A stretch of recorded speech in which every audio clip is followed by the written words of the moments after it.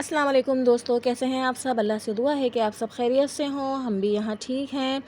तो आज मैंने बच्चों से पूछा खाने में क्या बनाएं, क्योंकि मुझे कुछ समझ में नहीं आ रहा था। तो कायनात और अहमद दोनों ने ही कहा कि दाल चावल बना लें, वही ठीक रहेंगे। तो बस फिर मैंने यहाँ दाल चढ़ा दी है। तो सोचा जब तक मैं दाल में से झाग उतारूँगी और मसाले डालूँगी, तब तक अपने टाइम को थोड़ा सा मैनेज करते हुए जल्दी जल्दी मैं जो किचन में दीवार पर टाइल्स लगे हैं इन्हें साफ़ कर लेती हूँ। काफ़ी गंदे हो रहे थे। तो बस फिर यही सोचते हुए मैंने जल्दी जल्दी टाइल्स की सफाई शुरू की और सोचा जब तक इसमें उबाल आएगा, झाग उतारूंगी, तब तक काम हो ही जाएगा। तो देखिए अब यहाँ हल्के हल्के झाग आने लगे हैं और उबाल भी आ रहा है, तो जल्दी से उतार लेते हैं इसके झाग।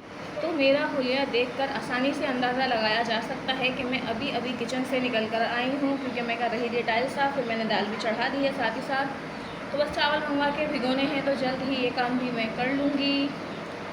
और टाइल्स इसलिए साफ़ कर रही थी कि किचन बहुत ज़्यादा गंदा लग रहा था, जबकि अभी मैंने पिछले हफ्ते में ही टाइल्स वगैरह और कैबिनेट भी साफ़ किए थे।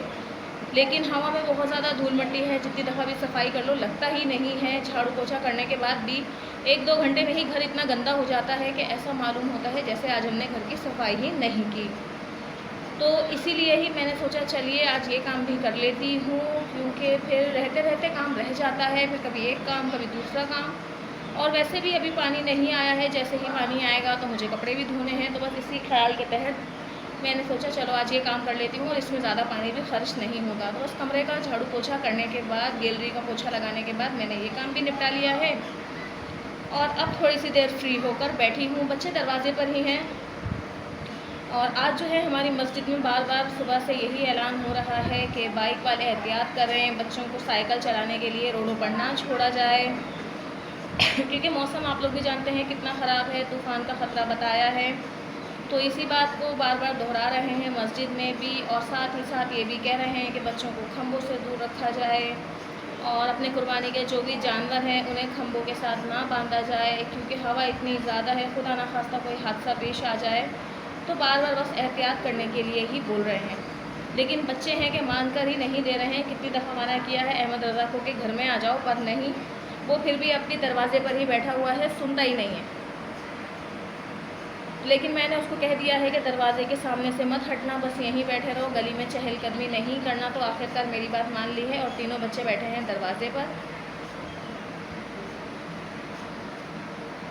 और देखिए फिर से ऐलान शुरू हो गया है और वो वही बात दोहरा रहे हैं अभी भी। तो देखिए मसाले डालने के बाद हमारी दाल कुछ इस तरह की दिख रही है और अब ये तकरीबन तैयार होने ही वाली है। तो फिर हम डालेंगे इसमें बघार। और देखिए यहाँ पे मैंने बाल कटवा दिए हैं अहमद के, और इसके बाल काफ़ी बड़े हो गए थे, तो मैंने कहा गर्मी है, बाल कटवा दो और छोटे छोटे करवा लो।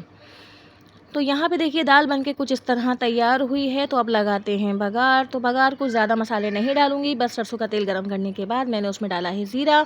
और गैस बहुत ज़्यादा स्लो आ रही है, इसलिए बघार तैयार होने में लग रहा है टाइम।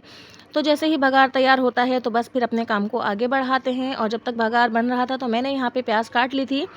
प्याज में ज़्यादा कुछ नहीं डाला है, बस प्याज काटने के बाद धोकर नमक और नींबू सूखा पुदीना डाल के कर लिया है ये सिंपल सा सलाद तैयार। और साथ ही प्लेट में, साथ में बल्कि प्लेट क्या ट्रे के अंदर रख दी है मैंने रोटी। और क्योंकि कायनात के पापा को भूख लग रही है, वैसे इरादा ये था कि सब साथ में खाना खाएंगे, पर उन्होंने कहा कि मुझे भूख लग रही है, चावल बनने में तो टाइम लगेगा, तो पहले तुम लोग मुझे खाना दे दो। तो बस इसीलिए मैंने उनकी ये ट्रे तैयार कर दी है। तो वो खाते हैं खाना और मैं मिलती हूँ नेक्स्ट वीडियो में।